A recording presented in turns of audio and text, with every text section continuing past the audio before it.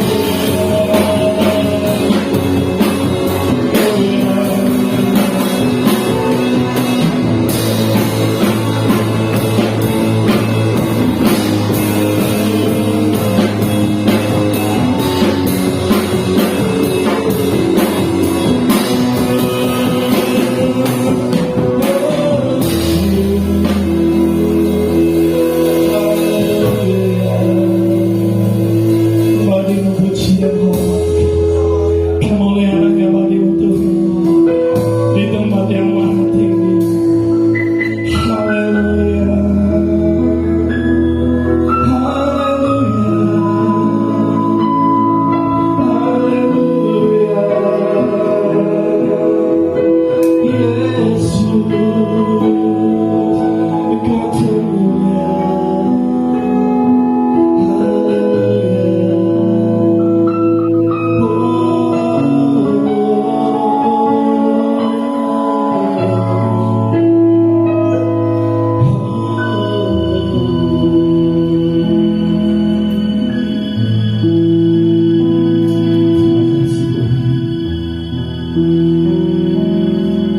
Terima kasih.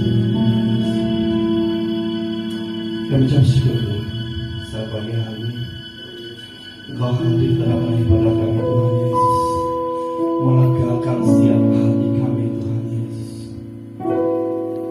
Terima kasih Bapa buat kehadiran Tuhan di tempat ini, sehingga kami boleh dimerdekakan Tuhan Yesus. Setiap permasalahan bergumul dalam setiap kehidupan kami, Kamu serahkan dalam tangan Tuhan. Kami tahu Tuhan yang sanggup melakukan segala perkara Tuhan Yesus. Bahkan hal yang tidak pernah terpikirkan bagi kami Tuhan Yesus, Kau kerjakan bagi kami Tuhan Yesus. Terima kasih Bapa, terima kasih. Saat pagi hari ini Tuhan Yesus, ketika kami datang di tempat ini Tuhan, kami mau menyembah Kau lebih lagi Tuhan. Dengan segenap hati kami Kau menyenangkan hati-Mu Tuhan Yesus. Bertata di atas segala pujian kami Tuhan, dan kami percaya kuasa-Mu mengalir tempat ini Tuhan, sehingga yang sakit pada saat ini sembuhkan di dalam nama Tuhan Yesus. Yang nama Tuhan Yesus kuatkan di dalam nama Tuhan Yesus. Segala permasalahan, problem dan kehidupan Tuhan Yesus, Engkau boleh kami menghibur, karena kami tahu kami menyembah Tuhan yang benar. Terima kasih Tuhan, terima kasih. Di dalam nama Tuhan Yesus kami siap mau memuji, memuliakan Engkau Tuhan Yesus. Haleluya. Mari sama-sama kita berteriak katakan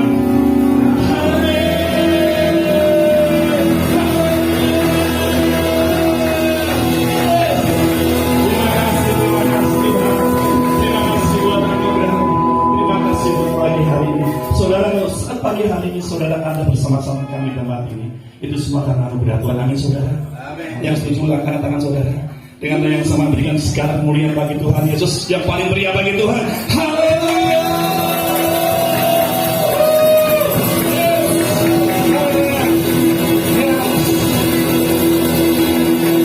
Yang mana kita akan puji.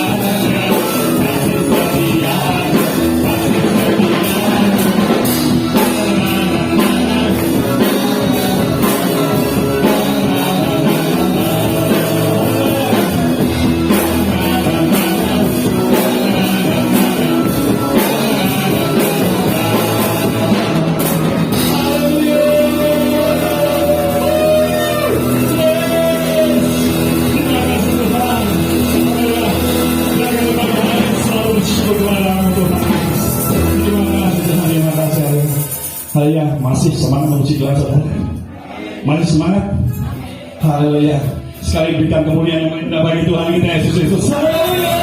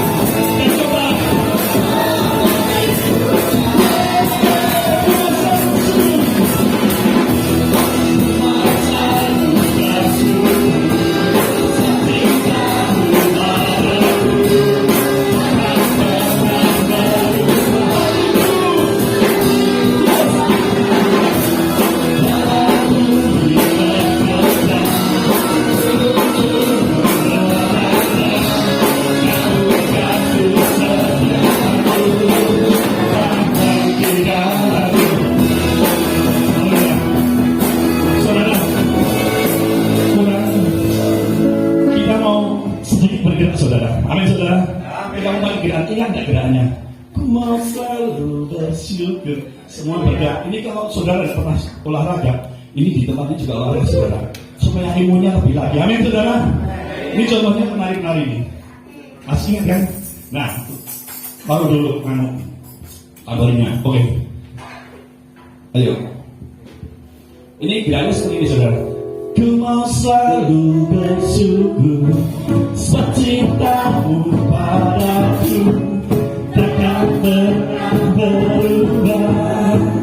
Hatiku percaya walaupun diberkata gunung-gunung menerjang, namun kasih setiamu tak bisa. Sekali lagi saudara ya, ikuti nanti gerakannya penari saudara. Semua bergerak supaya saudara berolahraga. Amin saudara. Hanya untuk kesehatan badan juga untuk memuliakan nama Tuhan. Amin. Ku mau selalu bersyukur cintamu padaku takkan pernah berubah. Hatiku percaya walaupun diterjang gunung-gunung beranjak, namun kasih setiamu tak pergi dariku. Amin. Masih saudara bisa. Sekali kita dari awal saudara, semua pakai gerakan. Amin saudara. Sekali berikan kemudian yang paling benar kita pada Yesus.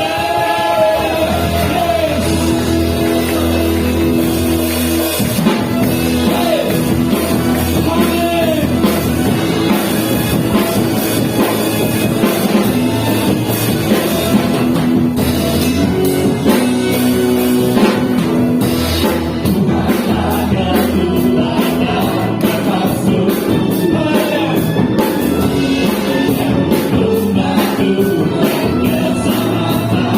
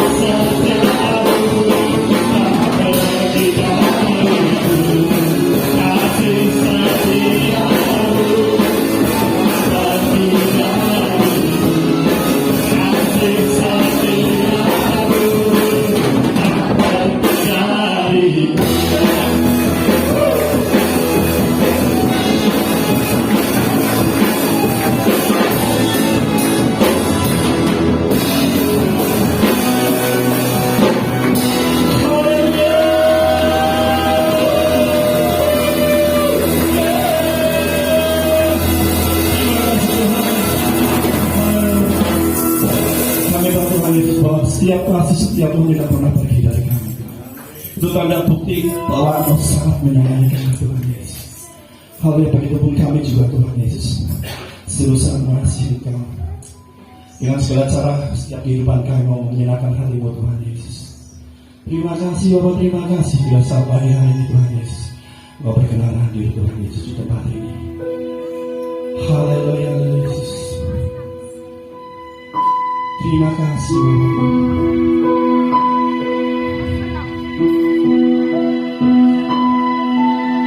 kami tahu bahwa Engkau hadir, Engkau hadir, Engkau ada di dalam setiap musim kehidupan kami Tuhan Yesus. Tidak seperti pun Tuhan Yesus mau meninggalkan kami. Haleluya Tuhan. Terima kasih Bapak.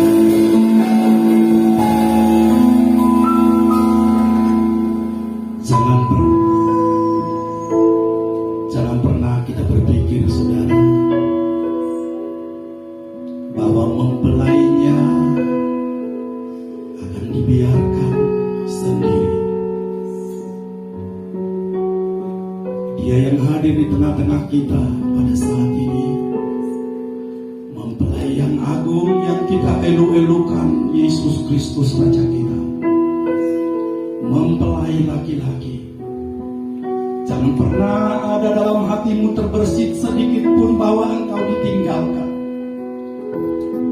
Di setiap musim kehidupan kita Dia ada. Dia mau menyentuh hati kita. Mungkin kita mengalami banyak masalah, tetapi saudara itu untuk mendandani kita, melayakkan kita menjadi mempelai wanita yang kudus, mendampingi Raja di atas segala raja, mempelai yang ajaib, yang luar biasa dan agung.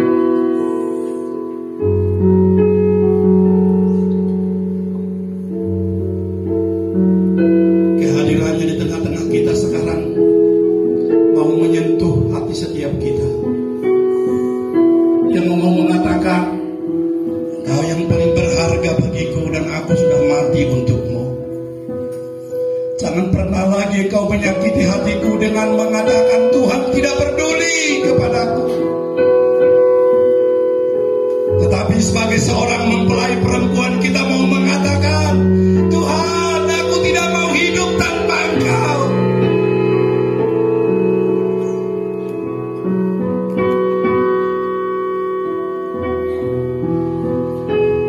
Kata-kata yang terindah yang bisa didengar oleh telinga sang laki-laki ketika istrinya mengatakan, Pak, saya tidak mau hidup tanpa Papa. Kata-kata itu juga akan menyentuh hati Bapa kita, menyentuh hati mempelai yang agung, Yesus Kristus Raja kita. Kami tidak mau hidup tanpa Engkau. Di setiap musim hidup kita, Dia mau memperbaharui kita, saudara. Mari kita hormati hadiratnya. Katakan, Engkau ada bersamaku di setiap musim hidupku. Engkau ada bersamaku di setiap musim hidupku. Tak pernah kau tinggalkan ku sendiri.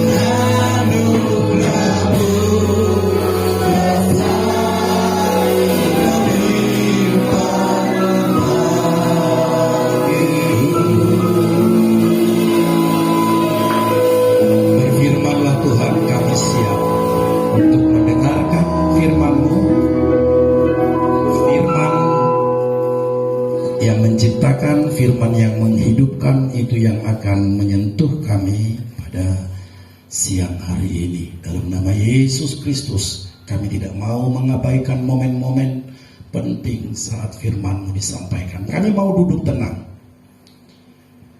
Hai jiwaku, tenanglah. Terimalah firman Tuhan di dalam nama Yesus Kristus. Haleluya. Amin. Shalom Bapak Ibu.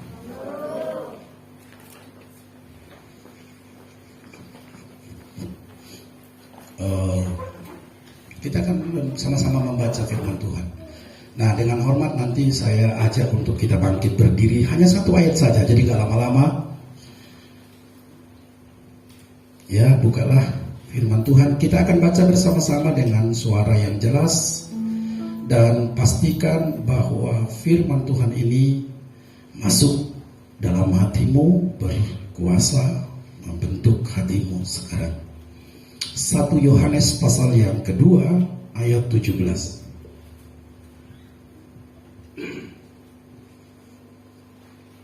1 Yohanes pasal yang kedua ayat yang ke-17.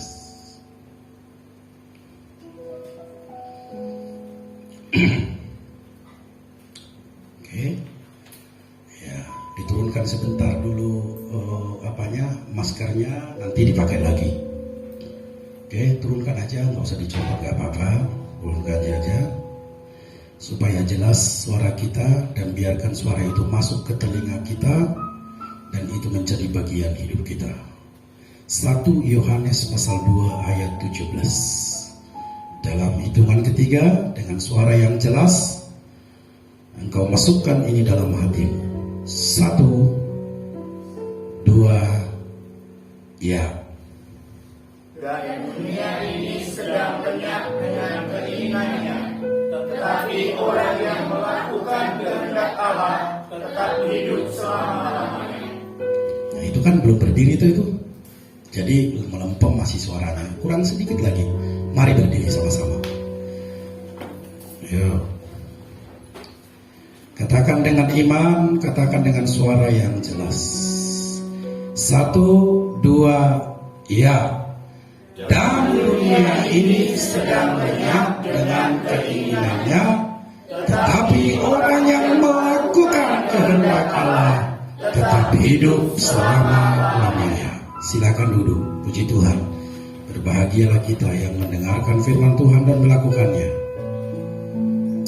Oke.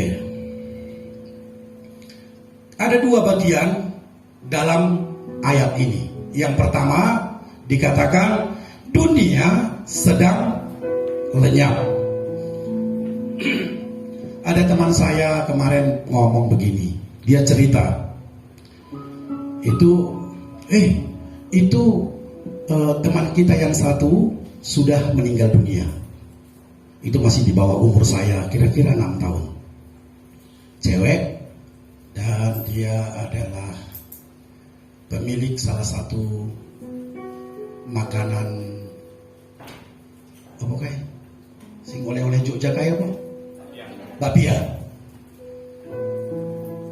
Lalu dia cerita, bilang gini, padahal dia baru beli mobil Alphard baru dan seperangkat perhiasan untuk diberikan kepada suaminya pas ulang tahunnya. Lalu teman saya ini ngomong, wah berarti dia banyak uangnya ya sekarang ya. Yang satu ngomong, iya banyak uangnya. Lalu mereka ngomong, iya ya, kalau sekarang ini manusia itu punya uang itu sangat terbatas. Mungkin bagi kita yang tidak memiliki duit hari ini, duit itu sangat penting bagi kita. Tetapi perhatikan baik-baik, saat kamu sudah memiliki duit, saat kamu sudah cukup uang, maka uang itu tidak bisa menolong kamu. Nangkap nggak? Nangkap nggak? Ya. Kemarin Tuhan berikan pelajaran yang sangat berharga. Saya pergi. Di sini Pak Timin gak ada, Gondrong juga gak ada. Jadi mereka saksi hidup. Tapi anaknya ada di sini. Anaknya Pak Timin di sini. Mereka mengantar besi. Ya, kira-kira sekian belas juta dapatnya. Lalu, oke, sudah itu ternyata mungkin ada sedikit permasalahan, ada sedikit di masalah antara mereka, perantara dengan yang beli barang. Anda tahu yang terjadi? Ini sama-sama orang tua yang sudah mau pergi ke rahmatullah. Sudah mau.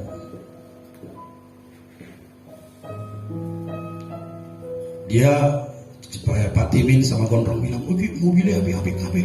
Mobilnya apa? Mobilnya sendiri. Dia sendiri mobilnya. Kemarin dipakai ke sini ya, mobilnya ganti-ganti. Berapa kali dia ke sini ganti-ganti terus mobilnya yang dia pakai. Tapi karena perbedaan antara 50-60 ribu, yang satu berdiri saling menunjuk dan mau berantem. Ini dua orang ini sama sopirnya itu nonton. Ini apa ini?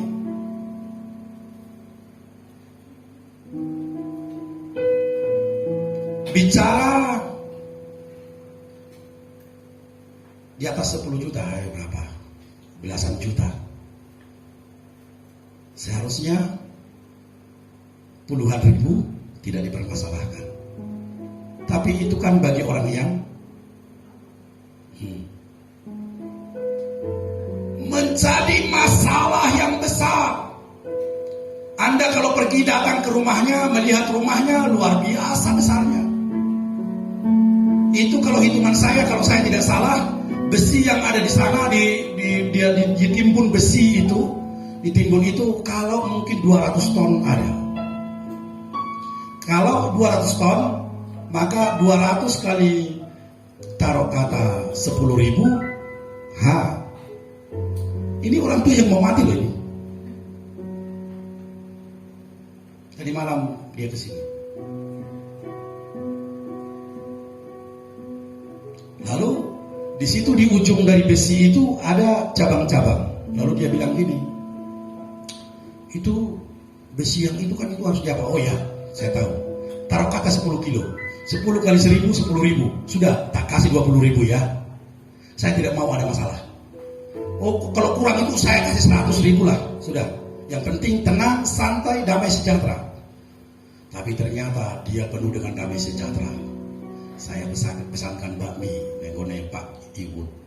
Lalu minum, makan. Wah, dia ngeplak aku. Wah, segala macam. Oh, sudah 20 tahun yang lalu, sudah 15 tahun yang lalu.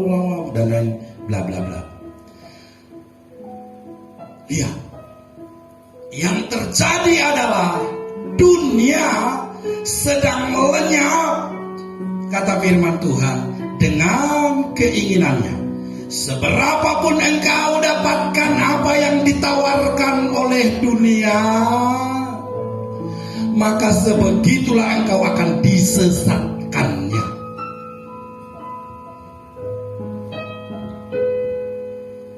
Dan itu pintar sekali, itu dunia itu pintar sekali. Dunia itu pintar sekali untuk menyesatkan yang namanya manusia. Pintarnya bukan main. Pesona, keindahan, semuanya. Tiba-tiba teman saya telepon, "Oh, ini Mbah Yono sudah meninggal." Jadi dia punya 2 putri, 27 sertifikat tanah. Dan dia bilang sama saya, "Pak Munte, ini ada uang saya 600 juta nganggur. Tolong ini dipakai kalau ada proyek." Wah iya mbah, tapi kalau sekarang saya nggak butuh beti aku dengan duit sakmono. Oh enggak lah, kita join lah. Itu daripada ini mandek duitnya. Rumahnya luar biasa besarnya, truknya 17. Lalu tiba-tiba sudah meninggal katanya di Sarjito. Tertinggal semua. Dan Anda tahu truknya banyak. Itu sekian puluh tahun ada yang cerita mengatakan begini, wakai truknya akeh, lemain yang dinendi. Ngerti lah, ada sepeda motor nganggur di rumahnya. Dekwi ngomong sama bojone. Dia ngomong sama istrinya, daripada motor nganggur ya kamu ngojek. Coba. Ngojek tenang. Bayangkan. Kalau sudah hati sangat berpaut kepada apa yang disebut dengan uang, bahaya sekali. Apapun dia jadi duit. Jual tanah. Kalau sudah tidak ada yang menjual, ada yang mau beli tanah di depannya itu, di lapangan di depan rumahnya yang mega seperti istana itu dikeduk.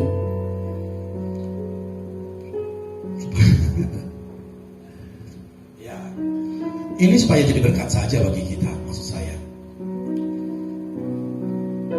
Kamu pikir ini saya mendengar apa yang disebut oleh anggota-anggota dewan lewat YouTube. Mungkin terlalu banyak di rekayasa omongannya, tetapi saya bisa menarik satu kesimpulan. Beside ini, di samping dari pembicaraan itu saya bisa mengambil kesimpulan begini. Mereka sesungguhnya sudah memiliki segala sesuatu, tetapi itu belum bisa sedikit saja memuaskan hatinya, karena dia seorang yang haus, sedang meminum. Dia seorang yang haus sedang meminum air laut, bukan air garam. Ya air garam gak apa-apa karena kejauhan ke laut. Asin.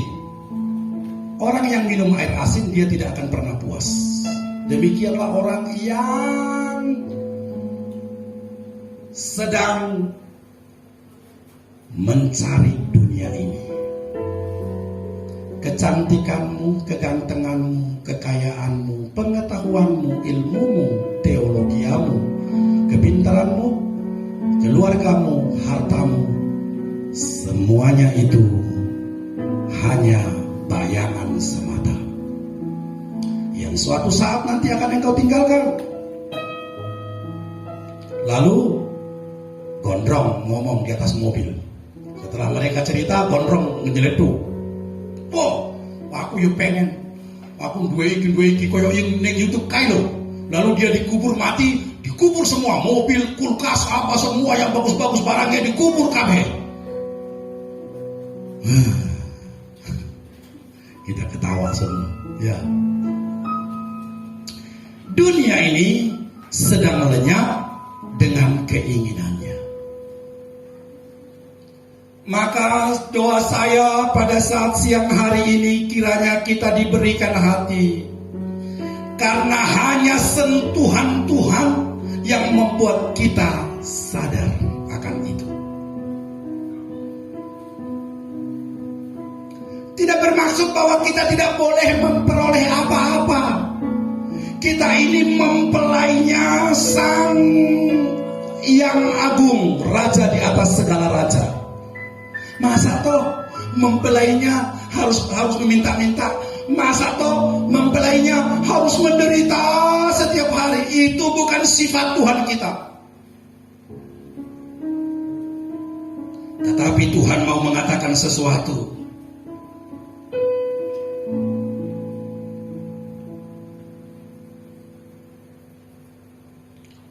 Lebih daripada semua dunia ini, Dia mau membentuk kita untuk kita bisa mampu menerima berkat itu. Karena kalau kita tidak punya kapasitas untuk menerima berkat itu bahaya sekali. Bagi Anda yang tidak memiliki mobil, sekarang langsung tiba-tiba diberikan mobil, Anda tidak punya kapasitas untuk menerima mobil itu berbahaya sekali. Bisa terjadi ketinggian hati, bisa terjadi ini, bisa terjadi itu, bahaya sekali. Padahal itu nanti akan ditinggalkan, tidak berarti apa-apa. Kehilangan kemuliaan yang didapat hanya bayangan palsu. Maka sering terjadi masalah dalam kehidupan kita. Tadi pagi setelah selesai menyelesaikan tidur, terbangun gitu maksudnya. Saya selesai mimpi tentang satu pembangunan. Saya masih orang-orangnya, tapi saya tidak usah cerita lah. Lalu tiba-tiba Tuhan, apakah ini nanti engkau akan bicarakan kepada kami jemaatmu? Ya. Saya sangat merasakan bahwa itu yang mau Tuhan sampaikan kepada kita. Maka konsep sebelumnya tinggal dulu. Ini yang Tuhan mau mengatakan. Apa itu? Mempersiapkan mempelai Kristus untuk apa yang kita sebut kemarin dengan everlasting. Mempersiapkan mempelai Kristus. Saya masih ingat saudara, tahun 90 sekian, 96 apa 97? Enggak, 90 berapa ini? Ya. Saya pernah luntang-lantung, tidak punya tempat, tidak punya rumah, tidak punya kos. Di situ walaupun sudah punya anak, saya masih dikirimi duit sama orang tua saya, tetapi kurang terus, lalu tidak punya apa-apa. Bahkan satu tempat untuk meletakkan kepala istirahat sebentar aja itu saya harus nyuri-nyuri di tempat kos-kosannya teman. Itu sangat menyakitkan. Gak ada tempat untuk bernaung. Lalu teringat semua itu tadi pagi, lalu saya katakan, Tuhan, saya sudah dijamah Tuhan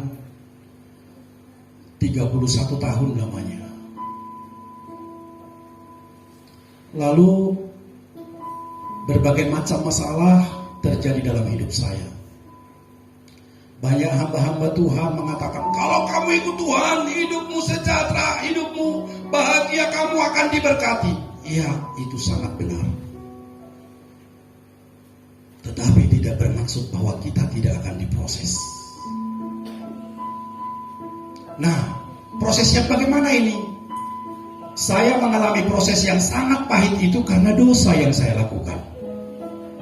Pelayanan amburadul, hidup luntang-lantung. Kalaupun ada datang uang itu hanya untuk mencukupkan ini, mencukupkan itu, hidup luntang-lantung dan sangat mengerikan karena dosa. Tetapi semuanya itu dimanfaatkan oleh Tuhan untuk membentuk. Ketika di tempat itu tadi kita berdoa, saya katakan itu di kursi itu, saya katakan, Tuhan, aku mau mengasihi Engkau lebih dari segalanya. Tuhan, ubah hatiku. Anda tahu hikmat yang diberikan Tuhan dalam pikiran saya? Ya, saya sudah mengubah hatimu. Pelan-pelan saja. Karena kalau saya buat sedikit agak keras, kamu gak kuat. Lihat setiap hari engkau merana ketika saya menyatakan rencanaku. Sampai hari ini engkau merasakannya. Tetapi kadang-kadang apa yang disampaikan kepada Maria, satu pisau yang tajam akan menusuk jantungmu, katanya. Semua itu adalah proses dari Tuhan yang harus kita terima. Dan kita tetap mengatakan, Tuhan, Engkau segalanya bagiku. Aku tidak mau hidup tanpa Engkau, Tuhan. Saya mau hanya Tuhan. Tapi ketahuilah Tuhan bahwa saya sangat lemah. Begitu rentannya saya akan dosa. Sedikit saja melangkah saya langsung jatuh. Tuhan akan mengatakan kepada kita, justru pada waktu itulah saya mau menatang tanganmu. Ulurkan saja tanganmu, saya akan tetap pegang tanganmu.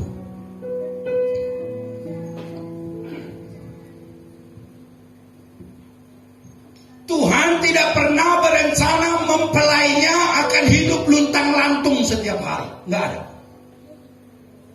Dia bukan Tuhan yang kejam. Dia selalu menginginkan supaya kita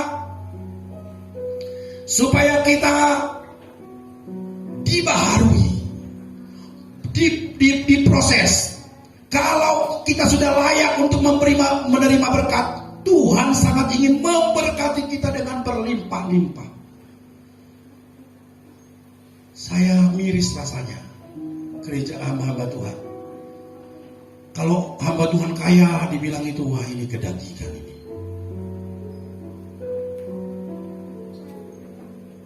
Hamba Tuhan mau jam Rolex, ya biarin toh, mau diberkati kok. Hamba Tuhan kok punya jet seperti Shepherd Busiri, seperti TB Joshua. Wah ini orangnya sudah jelas ini adalah orang yang yang sesat. Aduh Tuhan. Dan minggu kemarin saudara, dunia sedang kehilangan seseorang yang ajaib luar biasa di proses Tuhan. Berkali-kali dia mau bunuh diri, tetapi ajaib dia di proses Tuhan membuka pintu-pintu surga yang luar biasa. Anda mengerti siapa yang saya maksudkan? Siapa itu? Ada yang tahu? Loh, saya akan apa? Dia adalah gereja yang terbesar di dunia. Ada yang tahu siapa itu? Yes, dia sudah dipanggil Tuhan kemarin. Paul Yong Gi Cho. Berkali-kali dia mau bunuh diri karena stres begitu banyak masalah dalam kehidupannya. Sampai Tuhan mengangkat dia. Bahkan di akhir beberapa tahun yang lalu ada lagi masalah dengan perpajakan dan lain sebagainya. Di proses Tuhan, saya melihat itu, hati saya seperti remuk rasanya. Melihat bagaimana hamba-hamba Tuhan, jenderal-jenderalnya Tuhan sudah dipanggil oleh Tuhan. Baru saja Maurice Selulo dipanggil oleh Tuhan. Sekarang terus tiba-tiba yang paling saya kaget adalah TB Joshua dipanggil Tuhan. Lalu Yong Gi Cho dipanggil Tuhan. Bayangkan, kedatangan Tuhan sudah sangat dekat, saudara. Tuhan membutuhkan hati yang terbuka untuk dia. Dunia sedang lenyap dengan segala keinginannya.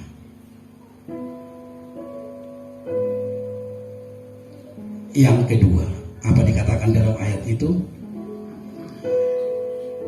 Tetapi orang yang melakukan kehendak Allah tetap hidup selama-lamanya. Tetapi orang yang melakukan kehendak Allah tetap hidup selama-lamanya. Hari ini mungkin orang yang melakukan kehendak Tuhan seolah-olah ditinggalkan, seolah-olah menderita. Tetapi hari ini juga ada cahaya kebahagiaan yang mendahului kebahagiaan kita. Terbit fajar yang abadi.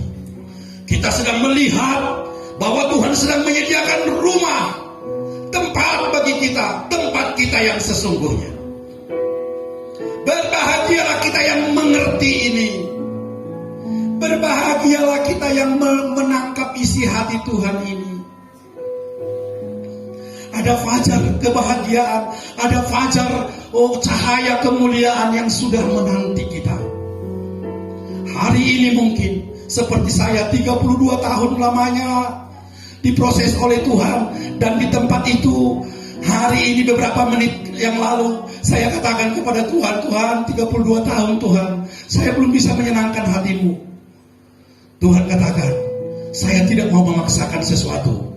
yang sangat besar karena saya mencintai engkau. Engkau tidak bisa menanggungnya. Biarkan pelan-pelan saja. Lalu saya angkat tangan saya katakan, hormat kemuliaan bagimu ya Tuhan.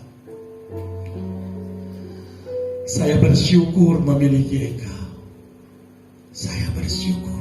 Jangan biarkan saya terlena dengan apapun yang ada di dunia ini, dengan segala keindahannya. Jangan biarkan ya Tuhan. Aku terus mau memegang kakimu. Saya tidak mau lepas dari sana. Sekalipun apa, karena kesalahan saya, karena dosa-dosa saya harus berkali-kali menerima pukulan demi pukulan. Tapi tangan saya akan terus memegang kakimu sampai tiba saatnya Tuhan panggil aku pulang. Ini yang harus menjadi ketetapan dalam hati kita. Tuhan sedang merencanakan sesuatu yang besar, dan Dia mulai melihat hati, Dia mulai melihat pikiran, Dia mulai melihat siapa di antara mempelaiku ini yang sudah punya kapasitas untuk menangkap apa yang menjadi isi hatiku, yang mengerti, yang mendengar detak jantungku, yang mengerti seleraku. Itu yang Tuhan mau.